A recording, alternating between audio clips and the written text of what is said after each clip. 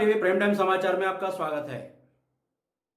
नेपाल चीन के राजनीति पर भारत के पीएम प्रधानमंत्री नरेंद्र मोदी को चुप्पी तोड़नी चाहिए। चीन नेपाल एवं भारत विवाद लेकर अमेरिका के राष्ट्रपति डोनाल्ड ट्रंप का कहना है कि भारत की स्थिति खबर चल रही है। भारत के पड़ोसी देश नेपाल अपना रुख बदल रही है। नेपाल के पीएम ओली की अध्यक्षता में कैबिनेट की बैठक कर नक्शा बदलने का कार्य कर रही है। ये बातें खजौली बिहटा गांव स्थित कांग्रेस के वरिष्ठ नेता दीपक कुमार सिंह के आवास पर पूर्व केंद्रीय नेता डॉक्टर शकील अहमद ने प्रेस को संबोधित कर रहे थे। उन्होंने कहा कि चीन नेपाल को लेकर पीएम नरेंद्र मोदी को नेपाल के पीएम से वार्तालाप करनी चाहिए। उन्होंने कहा कि पूरे देश में कोरोना वायरस जैसी गंभीर बीमारी से जूझ रहे हैं। यह वायरस चीन के वुहान से सारे देश में फैला है, लेकिन नेपाल सरकार चीन के प्रधानमंत्री से मिली भगत से भारत पर कोरोना वायरस फैलाने का आरोप थोपा जा रहा है। उन्होंने कहा कि प्रधानमंत्री बिना सोचे समझे लॉकडाउन लगाने से कोरोना वायरस तेजी से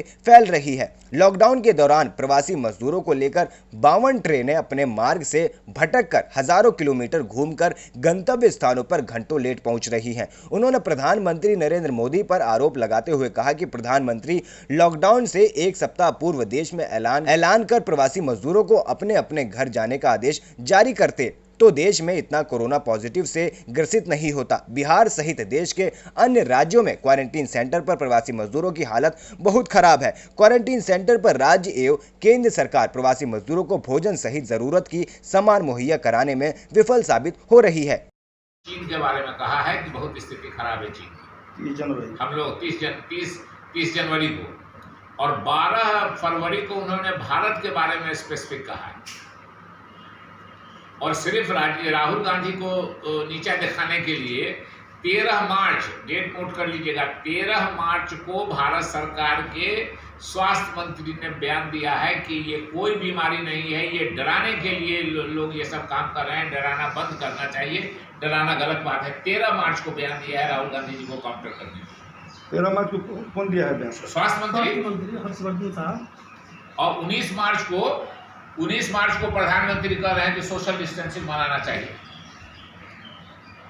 अगर राहुल गांधी जी की बात माने होते, उनकी बात पर ध्यान दिए होते, तो शायद आज देश की परिस्थिति इतनी विकराल नहीं होती जिसकी आशंका लग रही है। भगवान करे कि हम लोग की आशंका गलत हो।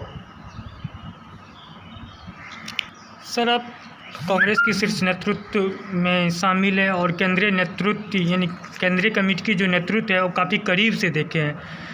ये अभी जो सत्ता में रणनीति बना रही है सत्ताधारी पार्टी, और यहाँ पे क्या रणनीति होना चाहिए? कोई रणनीति नहीं सर, मेरे सवाल है यहाँ होना क्या चाहिए? होना चाहिए था ये सबसे पहले जो शुरुआत में आपको ध्यान देना चाहिए था। आपको ये करना चाहिए था कि हम इसमें सोशल डिस्टेंसिंग क्यों करते हैं और लॉकडाउन से क्या होता है फायदा। लॉकडाउन से सिर्फ ये फायदा है कि सोशल डिस्टेंसिंग मेंटेन करते हैं। तो अगर आपने ऐसे छोटे से देश या कम आबादी वाले ने 4 दिन दिया समय, हफ्ता दिन से 10 दिन आप भारत के लोगों को कहते कि आपने मार्च 25 को बंद किया। राहुल गांधी बोल रहे हैं 12 फरवरी को, 13 मार्च को आप करा रहे हैं ये। आप फरवरी के लास्ट में कहते कि साहब हम 10 मार्च से 15 मार्च से लॉकडाउन करेंगे, आपको जिनको जहां जगह पकड़ना है पकड़ लीजिए। तो सोशल डिस्टेंसिंग का जो जिससे फैल रही है बीमारी, अभी कम्युनिटी स्प्रेड हो रहा है, वो नहीं होगा। उसके अलावा आपको हॉस्पिटल को मजबूत करना चाहिए था, स्वास्थ्य सिस्टम को। आपको जो मजदूर ये आ रहे हैं इनको मदद करनी चाहिए डायरेक्ट। मजदूर ये जो 20 लाख करोड़ का पैकेज निकाला है, इसमें फायदा होने वाली की लिस्ट है अंबानी साहब की, अदानी साहब की, वेदांता वालों की लिस्ट है फायदा पहुंचाने के लिए। अभी जो मजदूर सड़कों पे आ रहे हैं, मतलब मजदूर सड़कों पे मर रहे हैं। अब भारत सरकार कानून बदल रही है कि मजदूर पहले 8 घंटा काम करते थे, अब उनको 12 घंटा काम करना पड़ेगा। ये क्या है? ये तो सरासर मजदूरों पे अन्याय है ना। एक तो आप उनको सब बाधा, डिस्ट्रिक्ट का बॉर्डर सील कर रहे हैं, स्टेट का बॉर्डर सील कर रहे हैं। प्रियंका गांधी जी की खाली 1000 में कहा कि 1000 बस नहीं, इन्होंने 849 बस है। अरे 5 बस है, अगर उसमें मजदूर हमारा 8 के 50 हो जाता है, उसको भेजिए। क्यों आप 1000 के बदले 849 बस है, तो हम उसमें आदमी नहीं भेजेंगे? वैसे वो गलत कर रहे थे, पूरी बस थी, लेकिन उनकी बात ही मान लिया जाए। प्रियंका गांधी ने तो कहा कि आप मेरा अपना झंडा लगा लीजिए, अपना पोस्टर लगा लीजिए मेरी गाड़ी पर, मगर मजदूरों को भेज दीजिए। तो आप मजदूरों को सब बाधा पहुंचा रहे हैं कि किसी तरह मजबूर होकर उस शहर